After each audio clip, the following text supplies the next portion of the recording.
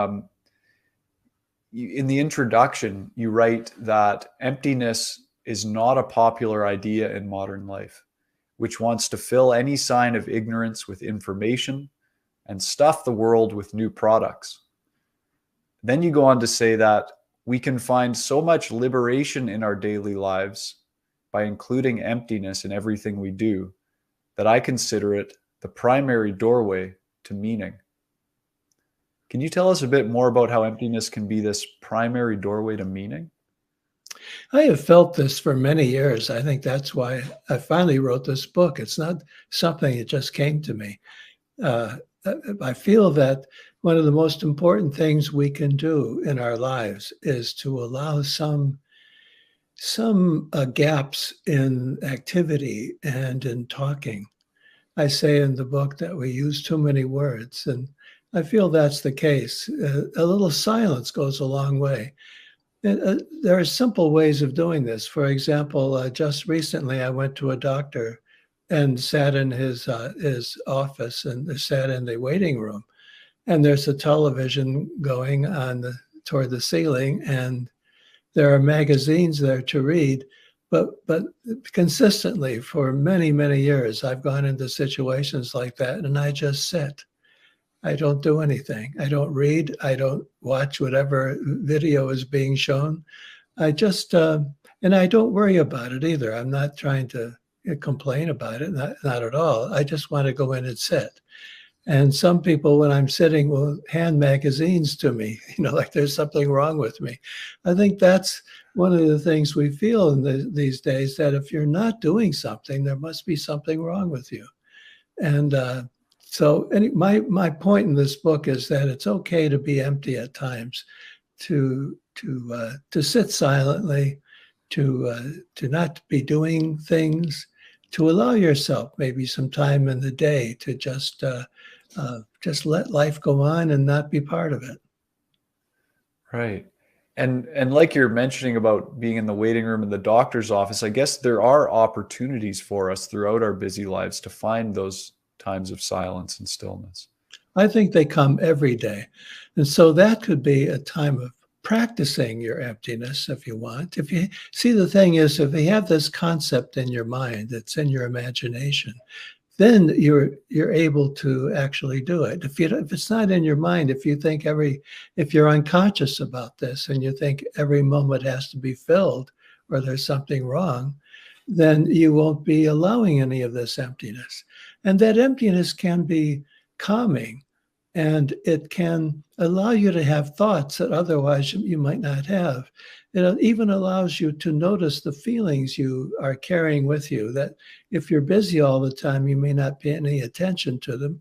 And I know for me, as this creative type who has to come up with ideas all the time, that this is also a good opportunity to let thoughts come. And I think it's in the empty moments that I get my ideas. And, I've written lots of books. I don't think I could have written them without some emptiness. So emptiness leads to more expansive creative thinking then? It does. I think it really does. You understand that there are things happening inside you and in the world around you.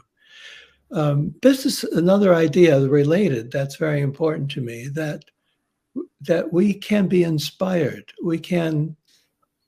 Artists talk this way. They talk about a muse. Well, I think that's a very real thing, a muse. That means that I don't mean something flying around in the sky or in the air. What I mean is that there is something our experience is that something comes to us. An idea comes to us. We don't manufacture every idea we have. They come to us.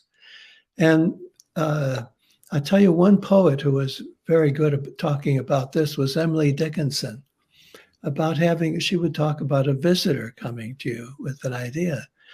And you don't want to say no to that idea that's coming to you, because no matter who you are, no matter what kind of life you're living, you need to be inspired. You need some idea to come and say, well, why don't you try something new? Maybe you should get a new job.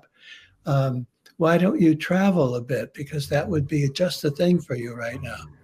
You can be inspired constantly, but you can't hear those inspirations unless you're quiet. So the emptying is very important for receiving. This is a word, by the way, used by the Shakers of especially people in New England, who are wonderful people who built these beautiful buildings and furniture, but also sang beautiful hymns.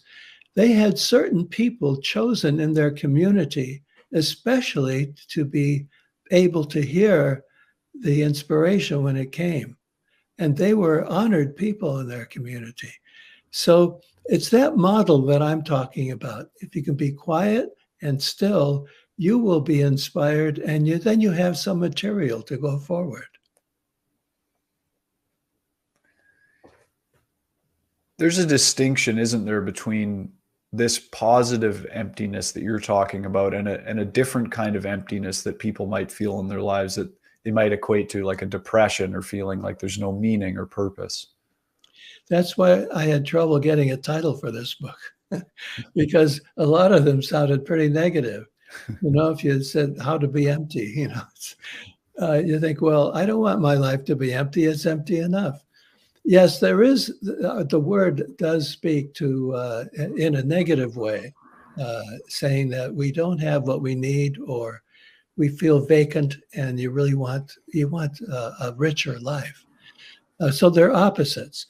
I think they relate to each other as opposites. But what I mean by that is that when you are feeling empty, and that feeling can come along, like in a depression, when you are feeling empty, that's a good time to try out this positive emptiness. It's like you go, what we say in the psychology I work with, we say go with or go into the symptom. Any symptom you have, any problem, issue, go into it. Don't try to just apply its opposite. Go into the symptom itself.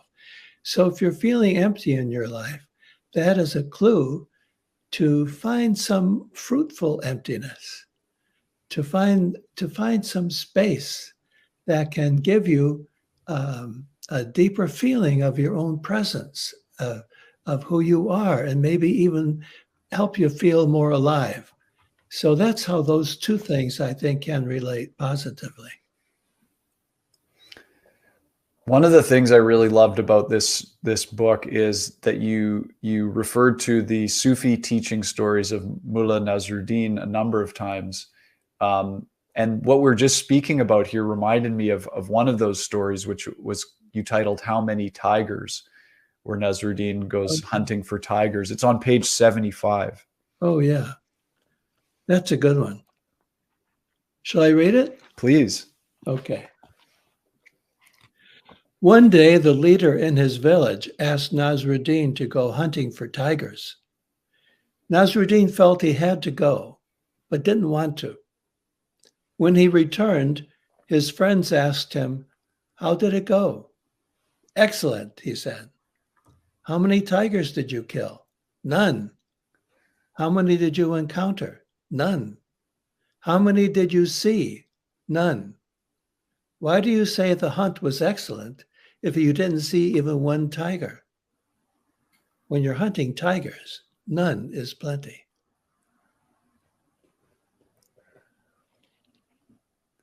So that's a story that I think really applies to many things. That I use that phrase now in my daily life. If someone asks me about,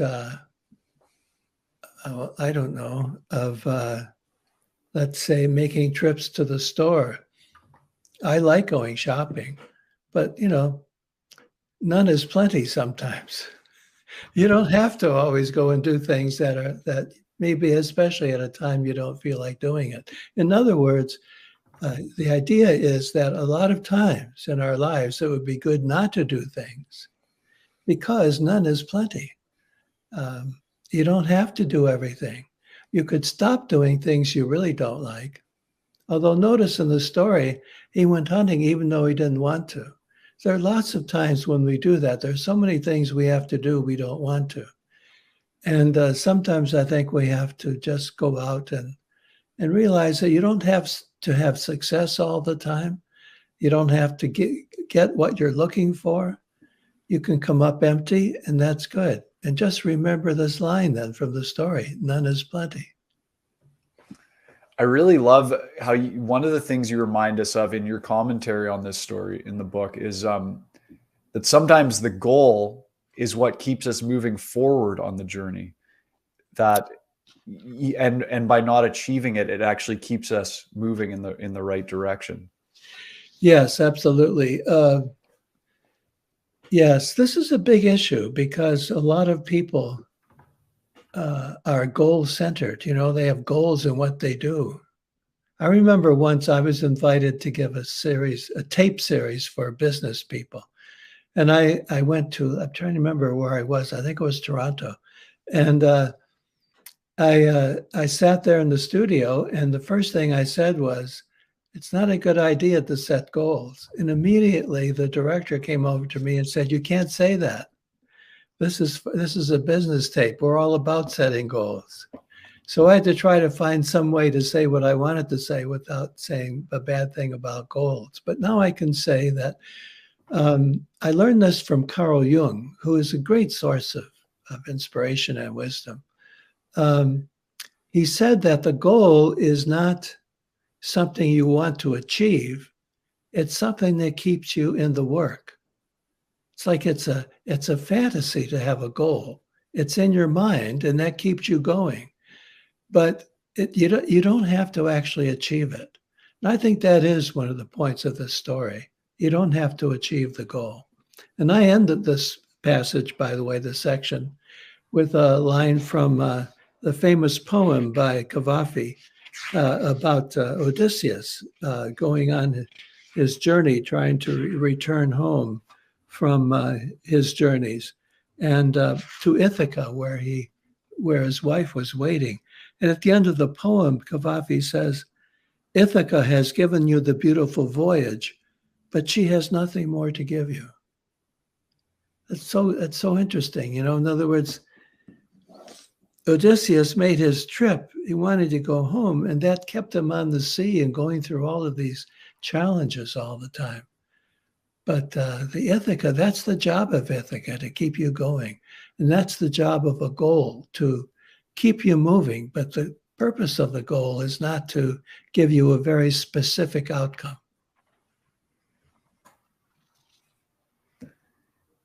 Another fantastic Nasruddin story that I really laughed out loud when I read this one was The Empty Plate. And that one's on page 13. I wonder if you might share that short story with us. Sure. Yes, I've been thinking about this story for many, many years. Nasruddin was, excuse me. Nasruddin was having dinner with a group of friends at the home of a wealthy and powerful civic leader. The host was obviously competing for attention and watched Nasruddin closely. The servers brought a platter of large, juicy melons for dessert, and the two prominent men ate theirs with gusto. But then the envious host took his plate of melon rinds, and when Nasruddin wasn't looking, piled them on Nasruddin's plate. You're a glutton, he said to Nasruddin. Look at all the melons you ate. But Nasruddin pointed to his host's empty plate and said, well, at least I didn't eat the rinds. So, yeah, that's a great story, one I've often thought of. And it lets us know that sometimes when we are feeling empty, it's not real emptiness. You know, there's something going on there that life itself may be, in a way, kind of playing with us. And where we feel empty, really life is not as empty as you think. And if you look around, you might notice, you might have a different angle on the emptiness you feel. I feel this as a writer. I've written all these books, and some of them, a lot of people have read. I mean, millions of people have read Care of the Soul. But some of my books, nobody has read, I think. At least it seems that way. And so that's empty for me. You see, in a way, as a writer, not to have readers is empty, and it's not pleasant. Although what I've had to do is come to grips with that. And I remember recently I had a long conversation, a deep and really meaningful conversation with my agent, my literary agent. They're usually known to be pretty hard-nosed financial guides, but my agent really helps me out as a writer at times. And so we had this heart-to-heart conversation where he was telling me how important it is not to be successful all the time and not to expect it. It's successful in the sense of sales, but to realize that at this point, people are reading my books gradually over many years. There will be many readers, and it will really help their lives. And so I have to have faith in them. I mean, I needed to be coached by him to feel okay about certain books not selling very well. But you see, that's emptiness. And I think what he was trying to get me to feel was that it's okay to be empty at times. That what you are planning, what you're hoping for is taken away from you. And you don't get the blessings from life all the time. You get sometimes things are taken away or you get deceived. And I think the role of this character in the story, the businessman who puts the rinds on Nasruddin's plate, as kind of nasty as he is, he's doing something too that can be valuable. That especially for a virtuous person to be told you're a glutton, that's okay. And it's part of this whole emptiness thing that sometimes it's not going to feel too good.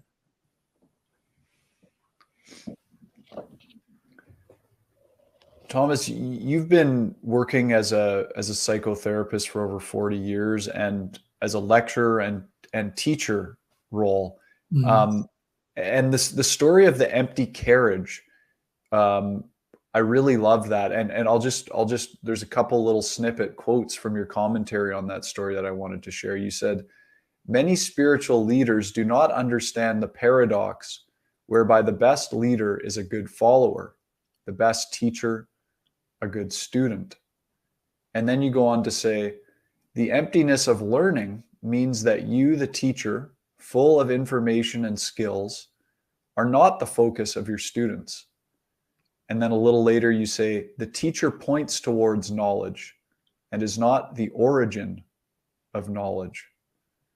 It seems like such a vital thing to remember for anybody who's in that role. I'm wondering if you can tell us more about how the student and teacher can hold this in their relationship and work together. This has been very important to me for most of my life because I've been teaching all my life. I started out teaching, first grade, second grade in school, and then universities and graduate schools. And I have a lot of feelings and thoughts about teaching. And one of them is that it's so important for the teacher to be silent at times, to be able to listen to your students, and even listen when your students are going to have something important to say. Can I just I'll just very briefly tell that story that the rabbi was in a carriage, it must have been like 100 years ago, in a carriage, and he noticed that there was a lot of noise behind the carriage. So a lot of people out there making noise, following the carriage. And so he asked the driver, "What's going on?" And the driver says, "The people want to follow holiness." And so he said, "Well, I do too." So he got out of the carriage and followed the empty carriage. I think that's a beautiful, very inspiring story. And it's related to what we're talking about, that it's not the person, it's not the teacher that is important. It's, I guess you'd say, what you're teaching. That's really important. And I feel that often. I quote a lot of other authors in my work, especially authors from very long ago. And I don't do it to support my argument and anything like that. I'm doing it to honor those people who have come before me, who devoted their entire lives to working out some ideas that I think are rich and valuable. So I want to get out there and and celebrate them, get behind them. I don't want people to be focusing on me. I'm not the important thing there. And I don't mean that in a false humility at all. I just mean that is the role of the teacher, to present thoughts, ideas, information, especially in guidance, modeling, example, to present all these and stand back and let the student discover all these things for himself or herself, to let the student learn. When I'm teaching now online, I teach a course regularly online on what I call soul psychology. And so when I do that, I give readings to my students every week, short readings, very, very short. And what I hope they do is they discover that other people have explored these thoughts and ideas and have come up with very rich understandings of them. So what I want to do is let the students learn. I don't want to teach them. I don't want to tell them what to think. I tell my students that when they come into my class, I have two basic principles, friendship and pleasure. I hope that they are friends, they become friends with each other as they learn, and I hope they become friends with me, and that they find pleasure in learning. And that's different from the way many of us have been taught. If I look back on my history in school, I don't think I'd say it was for pleasure. So there's an emptying out there too, the emptying out of the teacher. And I say the same, I think this is a good moment to bring this up. I say the same about parents. It's so important for parents to be empty at times. The kids might do something and you might want to tell them how they should behave and straighten them out. But, the point as a parent is not to make little copies of yourself in your children, but to let them be themselves. So that requires an emptying out of yourself. And as parent, teacher, business leader, things like that, even politicians, I think they should all learn to empty themselves. And this is a particular kind of emptiness. Let me be a little teacher now. So when I use this word emptiness, I'm thinking about the way emptiness is taught in the East, in Japan, in China, in India. It's there sometimes called shunyata, especially in India, shunyata. That's their term for it. It is a very, very special spiritual kind of emptying of self and emptying of intention and that sort of thing. Not attachment, that kind of thing. No self. That's all part of this philosophy of the East. And what I'm doing is trying to bring it down home for people in other parts of the world so that they can bring some of that emptiness into their lives. There's another kind of emptiness that is described in the New Testament, in the letters of Paul. And the Greek word used there is kenosis. That means emptying of the self. Now, I think that applies to all of us, that we are in situations like parents and teachers where we have to empty ourselves of a self. That means not having to make people parrot what we say or do what we tell them to do. There's so much self there in the parent or the teacher. If you can empty that out, like in a kenosis, a daily, ordinary kenosis, emptying out of yourself, then you allow people to be themselves. You allow your students to learn, not just get what you are trying to give them, but to learn for themselves. And in the case of children, parents can help their children grow up to be themselves rather than have to be forced to be what the parent wants to be. And I'm telling you, I hear this always, all the time in therapy, today. In fact, just yesterday, I had a client tell me how his father, and it's often the fathers that do this, that his father would criticize everything he did that was spontaneous and him trying to make sense of his life. I think, it's time for parents to empty that need to control the children so much, especially to make them models of who you are, copies of who you are. A little sermon there, sorry. No, that's wonderful. Thank you. And yeah, I mean, that is probably one of the biggest qualms that most children have of their parents, is that kind of criticism. I was never good enough for them. Exactly. Yeah. Not that I know how that feels. You were talking about this teaching of emptiness from the Eastern traditions, and one of the stories and poems that I really touched me was from the chapter titled "Rotting Bamboo" on page 93 with the Zen nun Chiyono. I'm wondering if you could share that with us. Yes. Yes, this is really this is also a poem I've been reading for years, guiding me. These poems from the Zen tradition and from the Sufis, they guide me so much.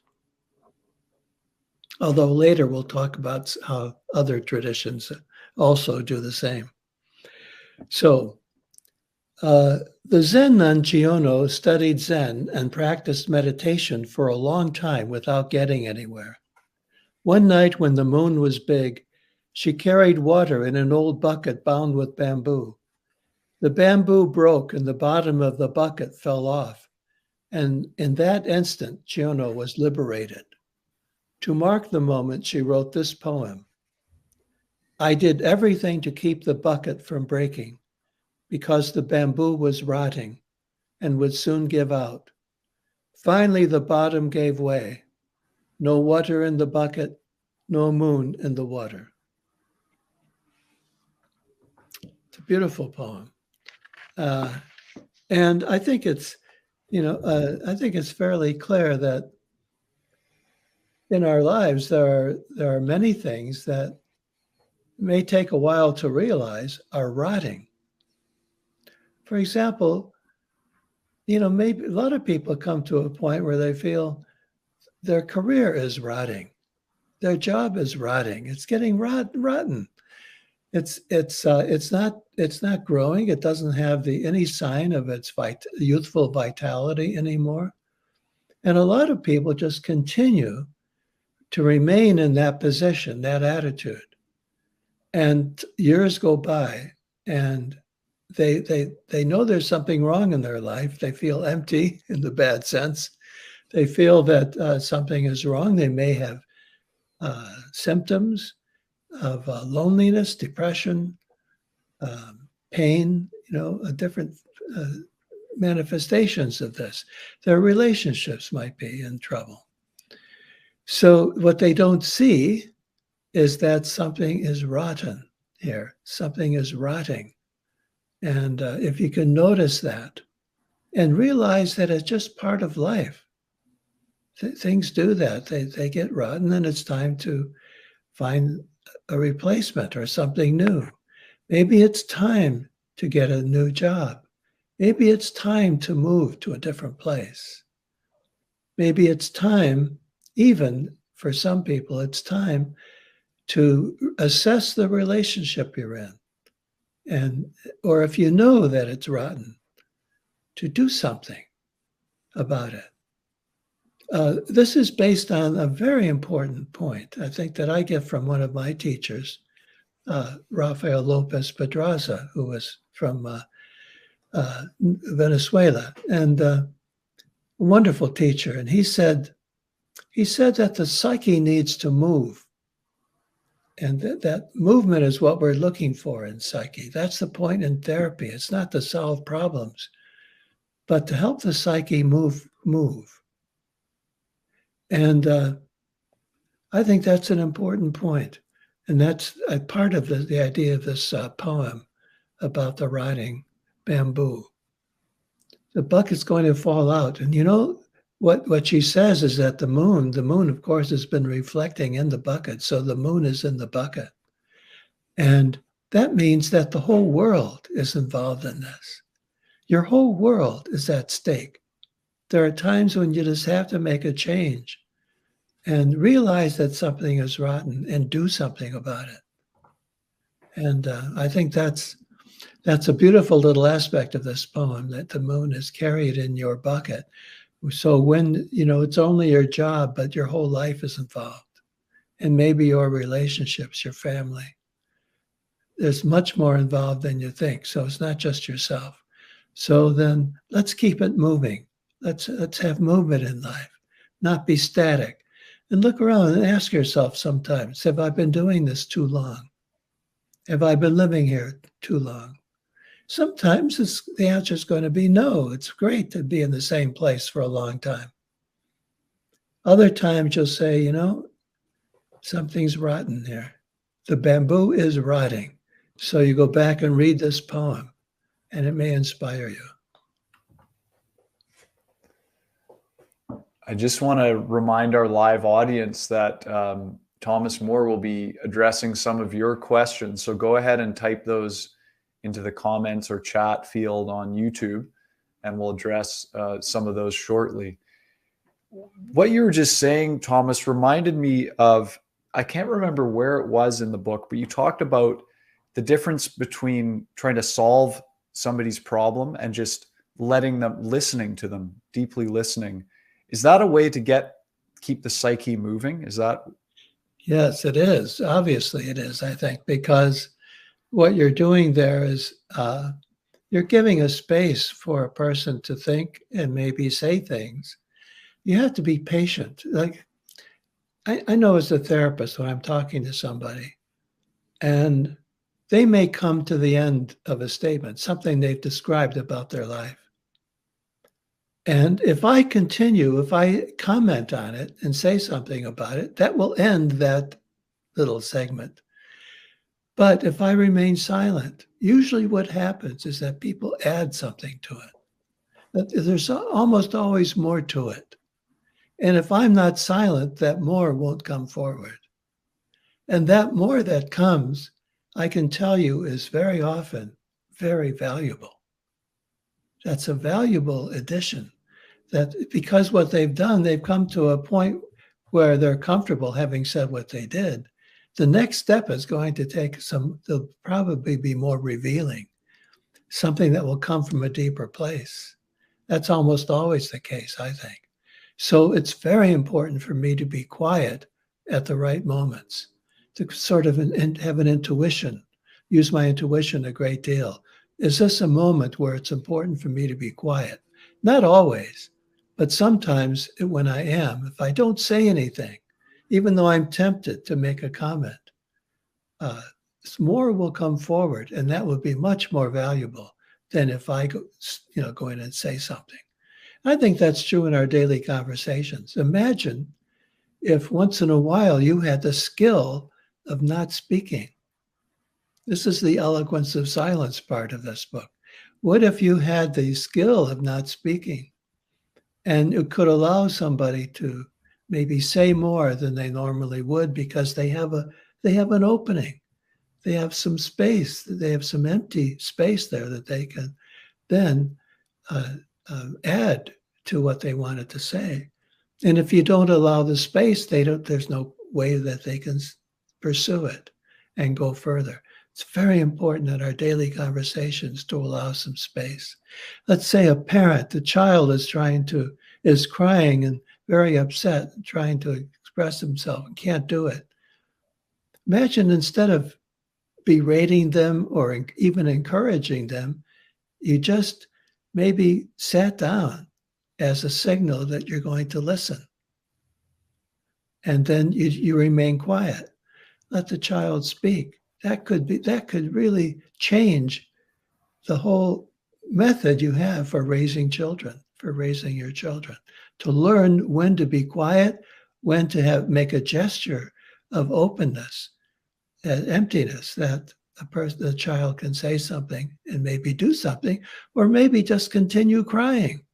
That may be important too. So your job is not to do things all the time. Certainly not to say things all the time. Parents say way too much. but to be able to have that moment when you can allow the child to show who they are and what's going on. I know for myself, when I started doing these interviews, I really had to learn the value of keeping quiet and giving space for maybe you weren't done saying what you needed to say there. So a pause can go a long way. Well, you've been doing that today, and I feel it, I sense it, and I appreciate it very much. It's unusual. Normally, when I'm speaking, like in a situation like this, I may want to say more, but the interviewer goes on quickly because it seems they're anxious to keep things moving. And you haven't done that today, and I feel it. I know that's happening, and I appreciate it very much. Thank you. Thanks, Thomas. We've got some nice questions rolling in here from the audience. And if we can, I'd like to address some. There's one here from Gordon who says, Thomas Moore, I'm 41 and have never been married or had a relationship yet. This makes me feel empty. What could I do about it? Well, what if we do what I was talking about before and you go with the symptom? So it makes you feel empty that you haven't had a relationship. I would not get excited to try to get a relationship somehow, desperately. Desperation is not going to help really. But you may want to talk about your feeling of emptiness because you don't have one. I can really appreciate that. So I would suggest starting out, if it's possible. You probably have a friend you can talk to. If not, you could find a good therapist. I have great faith in good therapy. I know it's not easy to find, but there are a lot of good therapists around. And talk to and just say, it's okay, I guess. I'm not putting words in your mouth, but it's okay. But I feel empty because I haven't had a relationship and it seems strange to me. That's one thing you can do. In other words, stay with that symptom. Don't rush into a solution. That is what emptiness means. It takes so many different forms, and it may just be a little dose of emptiness. You don't need to have your whole life empty. Just a dose goes a long way. And you might just be able to express that. Give it some expression, some honor that feeling that you're having. That might be a good starting point. Because if you rush into it without the empty moment of reflection, it's a good chance that you'll just be wasting time coming up with solutions.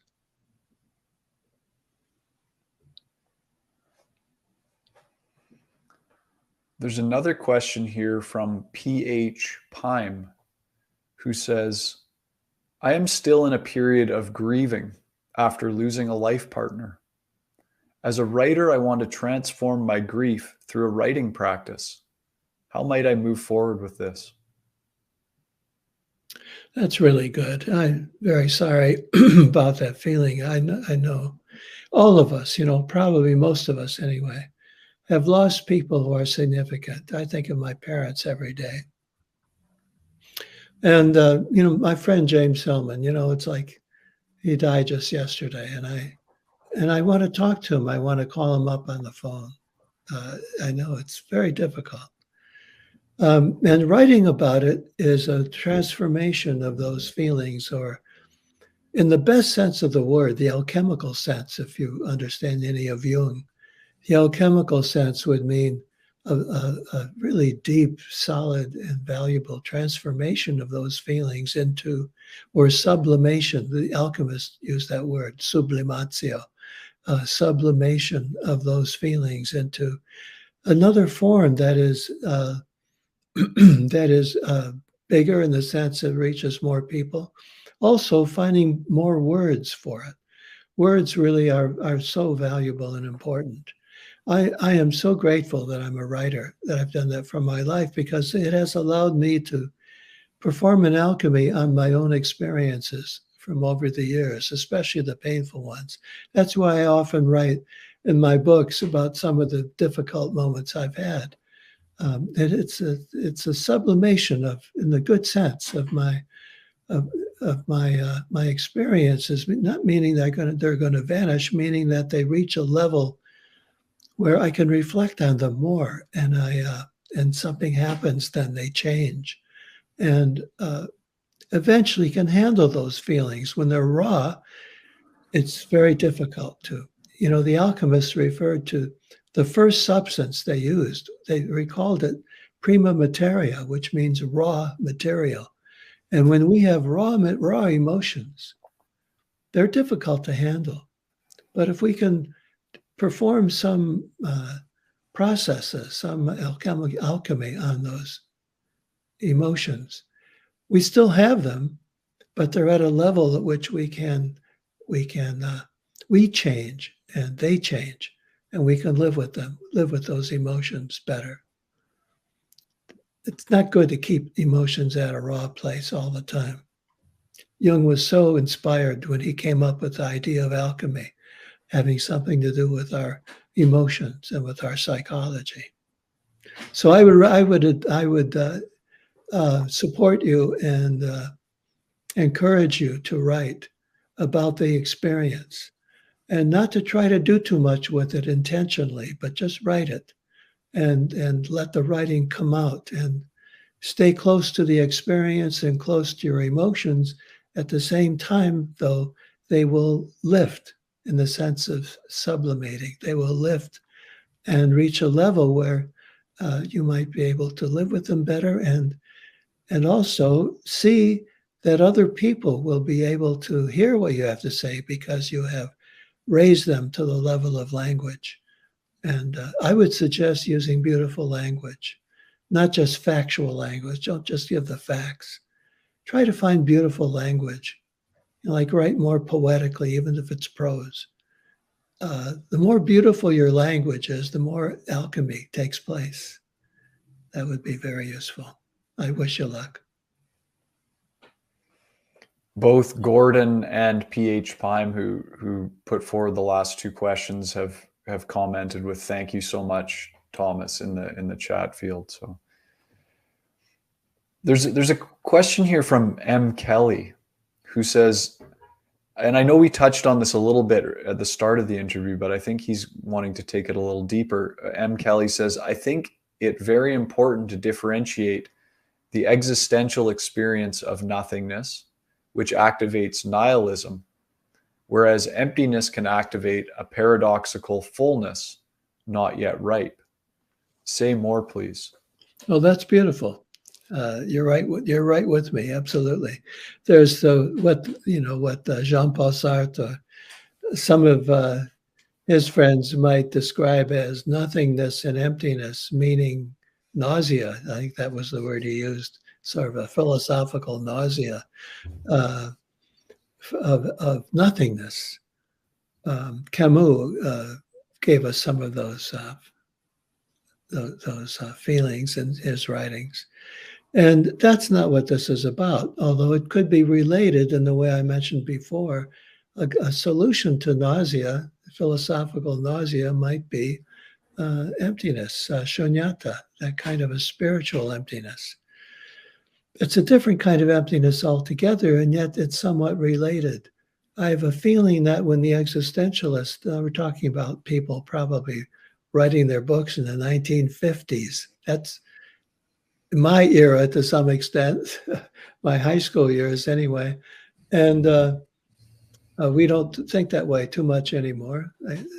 You do, of course, but I think that that kind of a feeling that our world is falling apart, I think we do have that feeling today, different from the existentialists, but many people today, and myself at moments certainly, have the feeling that it's hopeless, that we have such ignorance and so much self-absorption, self-interest throughout the world. You can't survive that way. We are a community of beings on this planet that have to live and work together and enjoy each other's company in our differences, cultural differences and different ways of thinking about things. We have to appreciate all that, have a real community on this planet, and we don't. And that can create, I think, at least I feel it many times, a kind of emptiness. I worry about my fellow citizens in my country. I can't believe how so many of them are, to me, deluded by current philosophies. So that you feel that your culture is empty and the life around you is empty.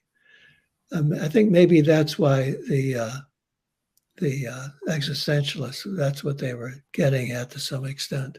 And so that's not the emptiness I'm talking about. I'm talking about an emptiness that brings life, that allows room for life to happen, where you get the ego out of the way, the self gets out of the way. We use these terms so much, and in psychology, ego psychology, all of that stuff. Have they never read the Eastern philosophies? If you haven't, if you're a psychologist and never read any Zen Buddhism, get out of there. You haven't been educated enough. This is a world we live in now, not just a little, European, Eurocentric space that we have. You've got to be in all the world and learn from the rest of the world. And not only that, but we also have had philosophies of emptiness in our Western world. And this is something I wanted to say before we finish today, is that I did mention the kenosis from the New Testament, but I think Jesus taught emptiness too. He said the first will be last. Well, he's trying to encourage people not to be always trying to be in charge and be the first. And it's a mother who tells him, please make my children, my boys here, put them in the top of your list. And that's when he says the first will be last. Be careful what you ask for. Don't always try to be everything. Don't try to be top dog. Emptiness can take the form of humility, good humility, a real solid humility of saying, okay, I can be a servant. I don't have to be the master. I can be a servant. I can serve. I would hope that politicians really deep in their hearts have that feeling. They say it, but I don't always believe it. That they're there to serve, not themselves, but the people who voted them in. That's emptiness. There's an emptiness of self involved in that approach to democracy. And if you don't get that, then it's not going to work. So I think that there's a way in which today in our daily lives we can empty ourselves in order to have a fullness. And believe me, people who empty themselves have a very rich life. It's not a literal emptying out of making life, have no meaning and no joy, just the opposite. This kind of emptiness invites joy in.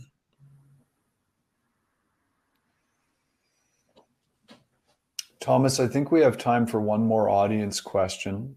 And we get this question in different forms with a lot of our guests. I'm very curious to hear your perspective on it. This is from Christina, who says, any advice on climate grief? Seems like it's impossible to make a difference. Yes. When it comes to the climate, responding compassionately to the planet, I think to me at least, I don't know if everyone else feels as I do, but to me it's important to have a vision, a philosophy, a way of thinking about things, a big way. Today, most people think in very technical terms, very small terms. Even environmentalists, I think, get caught in thinking of small terms. They think of the planet and only the resources and the mechanics of how the planet works. But at a bigger level, this planet is a mother. It's a mother to us. It gave birth to us. Unless it's true, and I'm fairly open to it, that other other aliens somewhere, planted us here. That's possible, certainly. But even so, this earth has mothered us. I think it probably gave birth to us. So we have to, I think our images and our stories, our cosmology, which means our view of the world, our philosophy of the world, our mythology of how the world works, in bigger terms than just science. If we stick within science, I don't think we're going to find our way out of this. So we have to be able to have a bigger mythic view of the world we live in so that our hearts are engaged. If our hearts are engaged, if it's only a mind game for us, we're not going to get there. We have to love this planet. We have to love it. We have to have a story about it that's big enough and inspiring enough that we are really going to love it. I think we've had scientists who have we've had a lot of scientists. I quote Teilhard de Chardin, the Catholic priest who was a scientist, who developed a whole philosophy, a mythology, his own mythology of the earth becoming more spiritual as it evolved. He talked about a spiritual evolution. I was very inspired by him, Teilhard de Chardin, in my younger days, in my college years. I was very inspired because he gave a mythology of the planet, of the world, the planet. And I think he could inspire us certainly to take care of our environment. And other people have also created these kinds of. I remember listening to Buckminster Fuller, who was a scientist, but he had a mythic point of view. He had a myth about the world, about what the world is like. Thomas Berry, I met him once and was very inspired just talking to him once, conversation with him about the environment. And he also, I think, had a more mythological view of the world that we live in. And the poets who are environmentalists like Wendell Berry and Gary Snyder and Jane Hirschfield, these poets who are very in tune with the world in a very big way, give us a mythological view of the earth we live in. That is a story about the way the world is that we can love. We can love this place we live in, and we can imagine it as a mother. Also, I have a very good friend, Stefan Harding in England, who is writing books. One of his books is called Animate Earth. That means earth with a soul. And he works with the Gaia hypothesis that the earth is an organism. And he and I are working to try to push the Gaia just a little further into the soul and to work with soul. The earth has a soul. That can inspire us to be there. So this is my point. We need to have a bigger vision and one that is full of heart and imagination and at root has a deep spirituality in it. We need that. We are spiritual beings as well as ordinary, organisms. We are spiritual beings. Ross, I have a question here on the chat. Should I answer that? Absolutely, sure. Yeah. Do you have time for that? If you have time, that's great. I have lots of time. Do you have thoughts on how to build self-worth?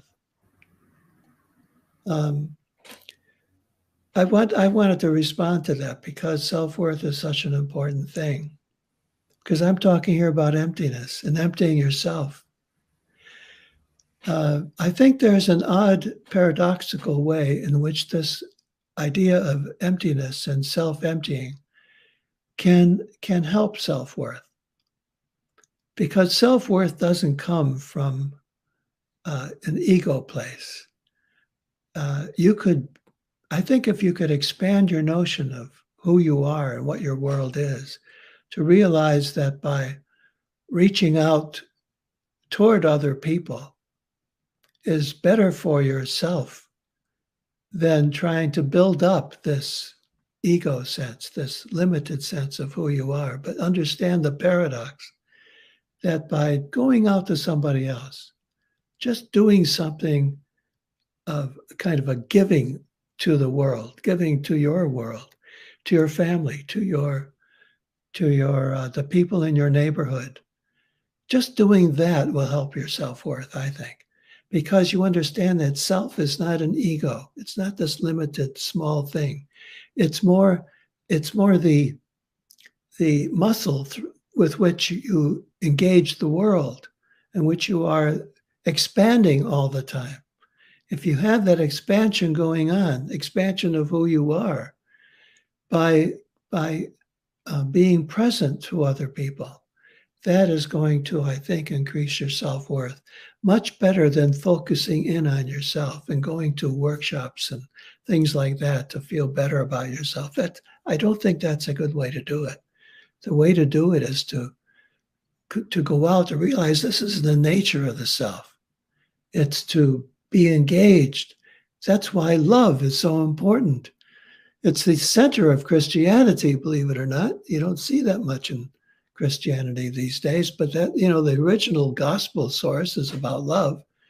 That's what this is, that yourself is going to expand and become more precious as you act on love. Now, it can be by love, I don't mean a gushing emotion.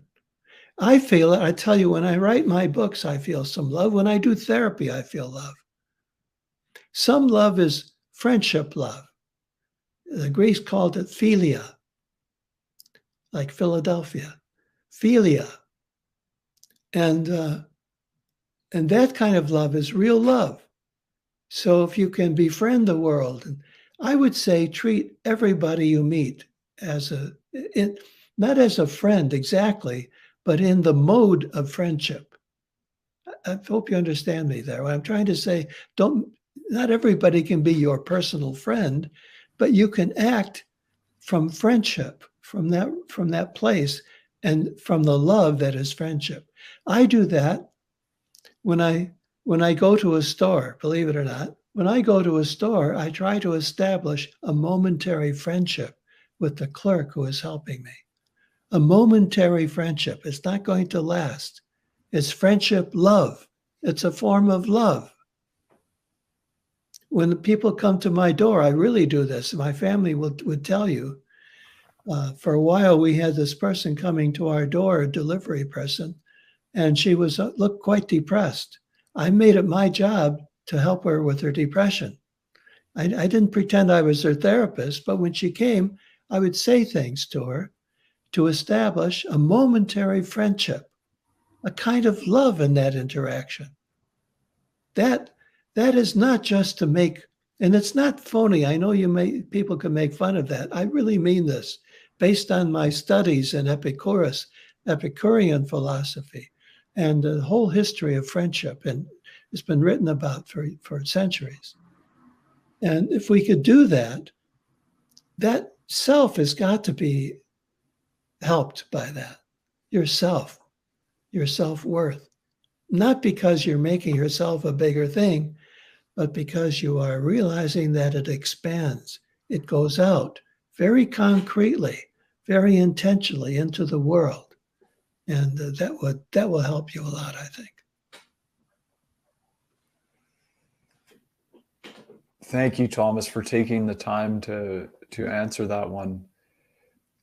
Now, I wondered if we could close with something to do with James Hillman, who I know was a close friend to you, and you read this segment at his funeral. You mentioned, which I believe was back in 2011. It's Yes. on page 55, and you titled that chapter "We Are Left as Traces." Yes. Would you like me to read that passage? Please. Okay. These are James Hillman's words. They come at the end of his book, Force of Character, about aging. Should I say something about him first? Yeah, let me say a word about him. Yeah. I called him Jim. Some people don't like that, but That's what we call, that's who we were to each other, Jim and Tom. So Jim was an unusual person. He wrote a number of books. He was brilliant, gave many lectures. You can see him on YouTube these days. He's quite a bit on YouTube.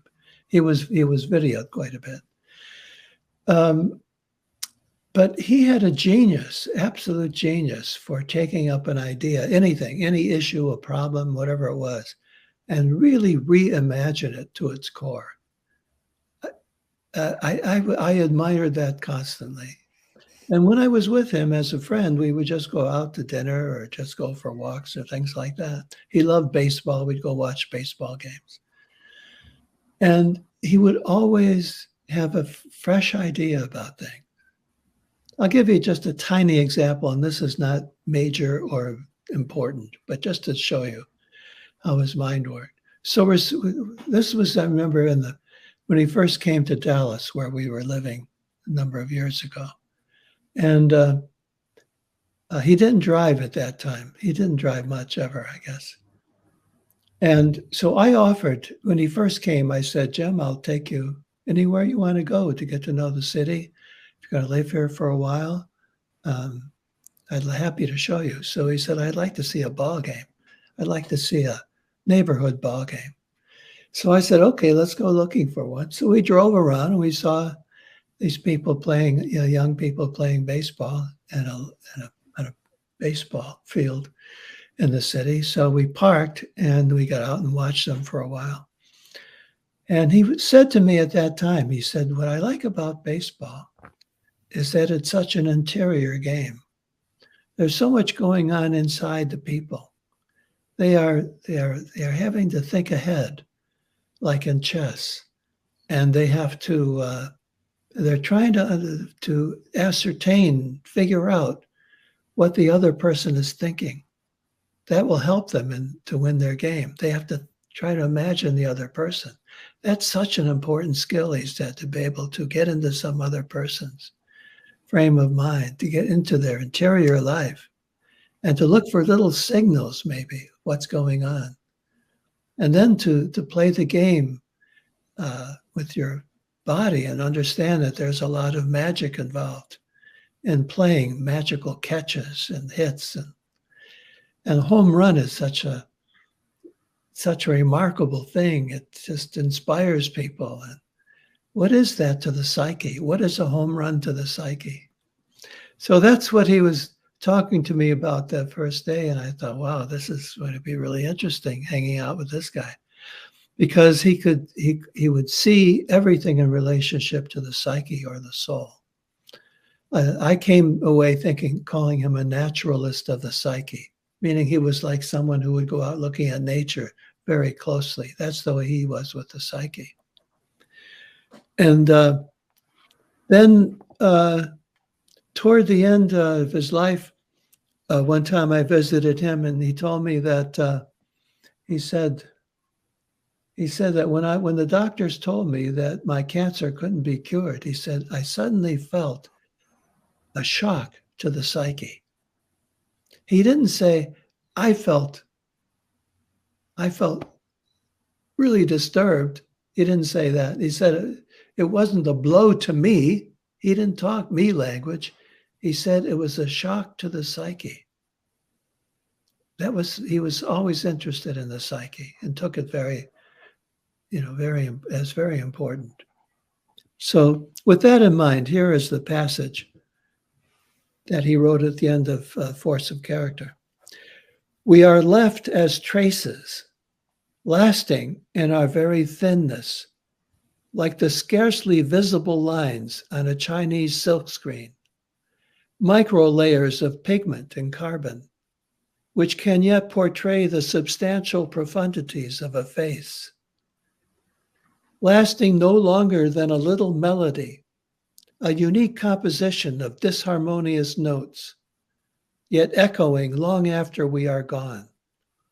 This is the thinness of our aesthetic reality, this old, very dear image that is left and lasts.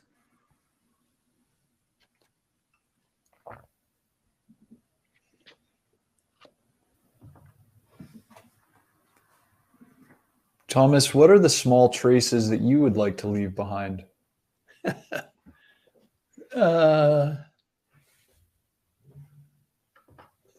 Let's see. I work in my writing as a writer. I don't know how successful I am, but I work to write beautiful books primarily. I'm not interested in giving information or advice, really.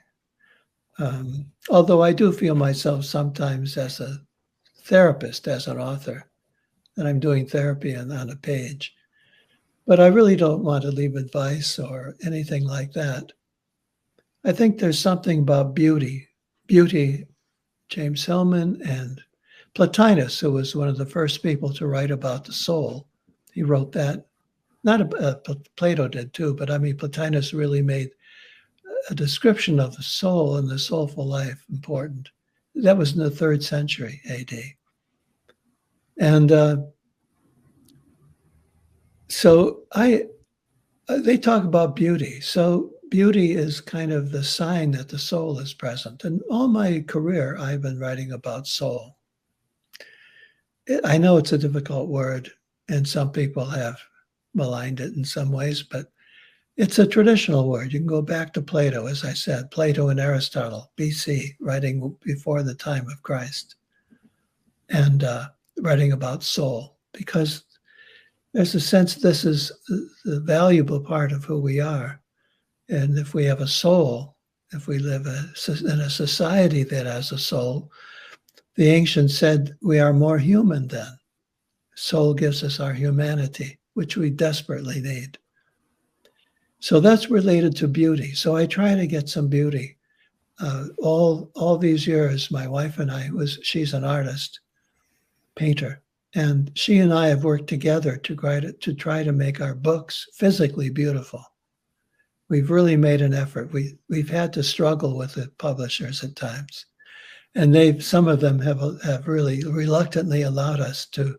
For example, one time in my book, The Soul of Sex, we got someone, a calligrapher, to write the title by hand in ink, and transferred that to the book cover so that we would have hand in the cover, not just a computerized image. We've had paintings on covers. We've had my wife's work on covers.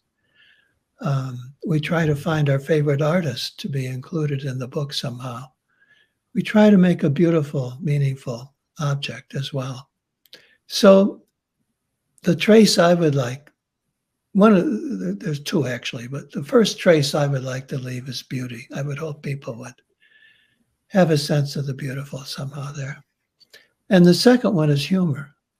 I'm not known for that. I know in my books, because for some reason my humor doesn't get across. I'm an Irish American. I spent a lot of time in Ireland. You can't get an Irish person to give you an answer to a question without some wit and humor in it, just the way it is. And this book of mine, this one now, The Eloquence of Silence, has some humor, some funny stories in it, I hope. And one book I published was called The Guru of Golf, which those stories are funny to me. Very few people have bought that book, but I read it and laugh at it. So I enjoy that. I laugh out loud. Humor is so important. A decent, witty humor, I think, not an ugly humor. There's ugly humor too, but really decent, witty humor is so important. So I would hope that the trace that people would find of me would be something beautiful and something humorous. Well, this book is truly that, Thomas More, The Eloquence of Silence.